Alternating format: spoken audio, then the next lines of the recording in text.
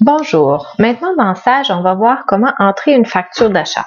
Donc, lorsqu'on va chez un fournisseur et on achète quelque chose, on doit entrer l'information dans la comptabilité. Ça peut être une facture d'achat, ça peut être aussi, on reçoit une facture d'Hydro-Québec. Donc, il faut rentrer cette facture-là dans la comptabilité. Facture de restaurant, donc toutes les factures que l'entreprise reçoit et qu'elle doit payer. Dans ce cas-ci, on nous dit, vous avez acheter une tractopelle chez le fournisseur Pépine, votre nom, prénom. Vous recevez la facture numéro 654 datée du 1er mai. Donc, vous allez acheter votre tractopelle, il vous donne une facture, vous revenez dans votre entreprise, vous devez, la facture est du montant de 36 000 $ plus taxes et vous avez 15 jours pour la payer. Vous devez entrer l'information de la facture dans la comptabilité. Donc, on va aller dans le module fournisseur et cliquer sur facture d'achat. Je suis déjà dedans, je vais la fermer. Dans Sage, dans le module fournisseur, facture d'achat. Donc, ça va nous ouvrir la fenêtre. Et par défaut, en haut, on a transaction facture, parce qu'on a cliqué sur facture d'achat. On le laisse comme ça. Et on va, premièrement, rentrer notre fournisseur. Où est-ce qu'on a acheté les choses qu'on veut entrer. Et là, le Pépine-notre nom. Donc, dans mon cas, Fortin, Jessica. Avec ce fournisseur-là, il y a de l'information par défaut qui apparaît. Les modalités de paiement, payer plus tard et le 15 jours dans le bas. Le code de taxe QF, qui nous dit que le montant qu'on va mettre avant taxe et le compte.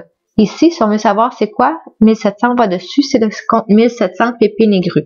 Les comptes qui commencent par 1000 sont des comptes d'actifs, donc ils vont faire hausser mes actifs parce que je vais maintenant être propriétaire d'une Pépine et Grue. Donc, je vais rentrer le restant de l'information. On a ici le numéro de facture qui est obligatoire. Dans ce cas-ci, le numéro de facture qu'on doit entrer, c'est le numéro 654. 654. Et la date, c'est la date indiquée sur la facture, pas la date à laquelle je fais mon information. Rentre l'information, mais bien la date sur la facture. Donc, c'est le 1er mai, daté du 1er mai. Ensuite, on doit rentrer le montant de la facture. Étant donné que c'est le code QF, on doit rentrer le montant avant les taxes. Donc, dans ce cas-ci, le montant, c'est 36 000 $. Donc, 36 000 $. Donc, les taxes se sont ajoutées aux 31 000 pour faire une facture totale de 41 391. On doit rentrer une description parce qu'on n'a pas rentré de numéro d'article. On va rentrer qu'on a acheté une pépine. Si on a plus d'informations, on la rentrerait ici. Les premières colonnes, on ne les utilise pas. C'est des colonnes qui sont utilisées lorsqu'on fait, qu'on achète des articles qu'on va garder en stock. Donc, lorsqu'on a une entreprise commerciale, par exemple, un magasin de chaussures, donc on achète des Nike Air ou des Nike Free rose, on va marquer le numéro d'article correspondant, le numéro de la quantité qu'on en a acheté. Notre inventaire va donc augmenter pour cet article-là. Quand on va faire la vente de cette paire de souliers-là, on va rentrer le numéro d'article et ça va faire diminuer notre inventaire. Dans ce cas-ci, on regarde juste les entreprises de services, donc on ne tient pas d'inventaire, donc on ne va pas rentrer d'informations dans les premières colonnes. Donc, on a notre facture de 36 000 plus taxes. Le délai de paiement est de 15 jours. Donc, toute l'information est là. On va regarder si l'écriture qui va se faire lorsque je vais cliquer reporter est ce que je désire. Rapport affiché.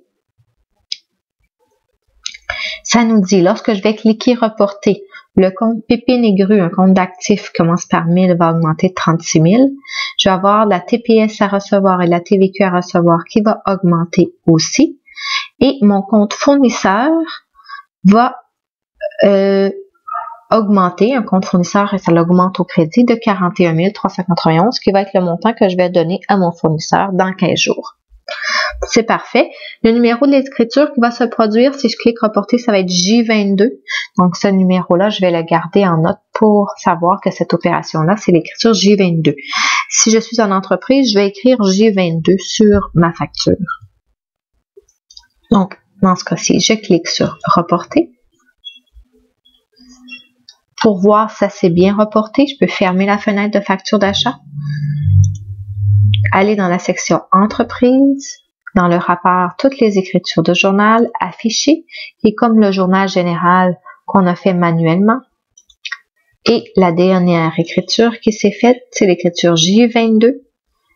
Et c'est exactement comme on l'a vu plus tôt. Donc, ça s'est bien passé.